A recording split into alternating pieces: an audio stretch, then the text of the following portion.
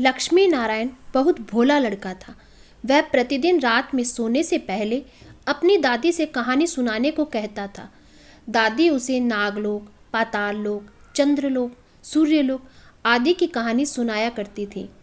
एक दिन दादी ने उसे स्वर्ग का वर्णन सुनाया। स्वर्ग का वर्णन इतना सुंदर था कि उसे सुनकर लक्ष्मी नारायण स्वर्ग देखने के लिए हट करने लगा। दादी ने उसे बहुत समझाया कि मनुष्य स्वर्ग नहीं देख सकता, किंतु लक्ष्मी नारायण रोने लगा। रोते रोते ही वह सो गया। उसे स्वप्न में दिखाई पड़ा कि एक चमचम चमकते देवता उसके पास खड़े होकर कह रहे थे, बच्चे, स्वर्ग देखने के लिए मूल्य देना पड़ता है। तुम सर्कस देखने जाते हो तो टिकट देते हो ना, स्वर्ग देखने के लिए तुम्हें भी उसी प्रकार रुपए देने पड़ेंगे। स्वप्न में ही लक्ष्मी नारायण सोचने लगा कि मैं दादी से रुपए मांग लूँगा, लेकिन देवता ने कहा, स्वर्ग में तुम्हारे रुपए नहीं चलते, यहाँ तो भलाई और पुण्य कर्मों का रुपया चलता है। अच्छा, तुम ये डिबिया अपने पास रखो।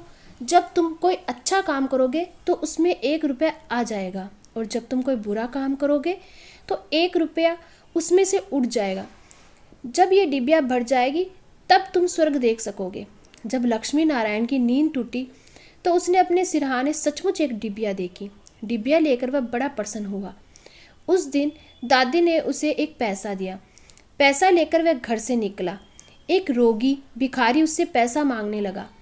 लक्ष्मी नारायण भिखारी को बिना पैसे दिए भाग जाना चाहता था। इतने में उसने अपने अध्यापक को सामने से आते देखा। उसके अध्यापक उदार लड़कों की बहुत प्रशंसा किया करते थे। उन्हें देखकर लक्ष्मी नारायण ने भिखारी को पैसा दे दिया। अध्यापक ने उसकी पीठ ठोकी और प्रशंसा की। घर लौटकर लक्ष्मी नारायण ने वह डिबिया खोली, किंतु वह खाली पड़ी थी। इस बात से लक्ष्मी नारायण को बहुत दुख हुआ। वह रोते रोते सो गया। सपने में उसे वही देवता फिर दिखाई पड़े और बोले, तुमने अध्यापक से प्रशंसा पाने के लिए पैसा दिया था, सो प्रशंसा मिल गई, अब रोते क्यों हो? किसी लाभ की आशा से जो अच्छा काम किया जाता है वह तो व्यापार है, वह पुण्य थोड़ी है। दूसरे दिन लक्ष्मी नारायण को उसकी दादी ने 2 आने पैसे दिए। पैसे लेकर उसने बाजार जाकर 2 संतरे खरीदे। उसका साथी मोतीलाल बीमार था। बाजार से लौटते समय वह अपने मित्र को देखने उसके घर चला गया। मोतीलाल को देखने उसके घर वैद्य आए हुए थे। वैद्य जी ने दवा देकर मोतीलाल की माता से कहा, इसे आज संतरे का रस देना। मोतीलाल की माता बहुत गरीब थी। वह रोने लगी और बोली, मैं मजदूरी करके पेट भरती हूँ। इस समय बेटे की बीमारी में कई दिन से काम करने नहीं जा सकी। मेरे पास संतरे खरीदने के लिए 1 पैसा भी नहीं है। लक्ष्मी नारायण ने अपने दोनों संतरे मोतीलाल की माँ को दिए। वह लक्ष्मी नारायण को आशीर्वाद देने लगी। घर आकर जब लक्ष्मी नारायण ने अपनी डिबिया खोली तो उसमें 2 रुपये चमक रहे थे। एक दिन लक्ष्मी नारायण खेल में लगा था। उसकी छोटी बहन वहाँ आई, उसके खिलौनों को उठाने लगी। लक्ष्मी नारायण ने उसको रोका। जब वह नहीं मानी तो उसने उसे पीट दिया।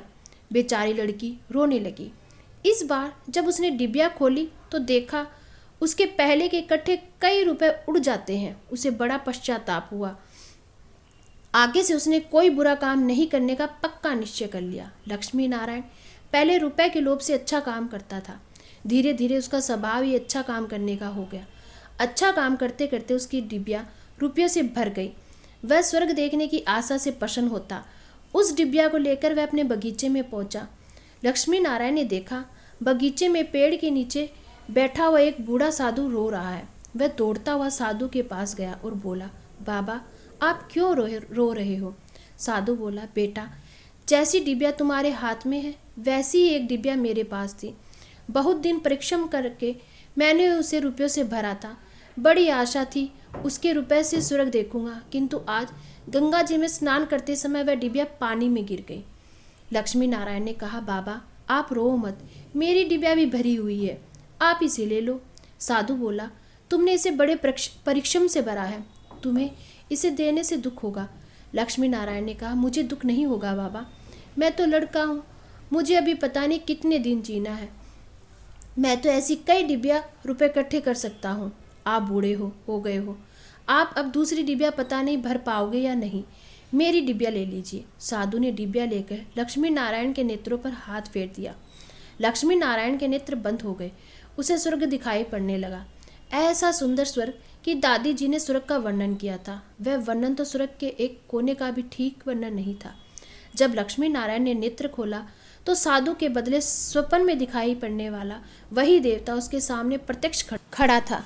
देवता ने कहा, बेटा, जो लोग अच्छे काम करते हैं स्वर्ग उनका घर बन जाता है। तुम इसी प्रकार जीवन में भलाई करते रहोगे तो अंत में स्वर्ग में पहुंच जाओगे। देवता इतना कहकर वहीं अदृश्य हो गए। कहानी की शिक्षा, मनुष्य जैसे काम करता है उसका स्वभाव वैसा ही हो जाता है। जो बुरे काम करता है उसका स्वभाव बुरा हो जाता है, उसे फिर बुरा काम करने में आनंद आता है। और जो अच्छा काम करता है उसका स्वभाव अच्छा हो जाता है, उसे अच्छे काम करने में ही आनंद आता है।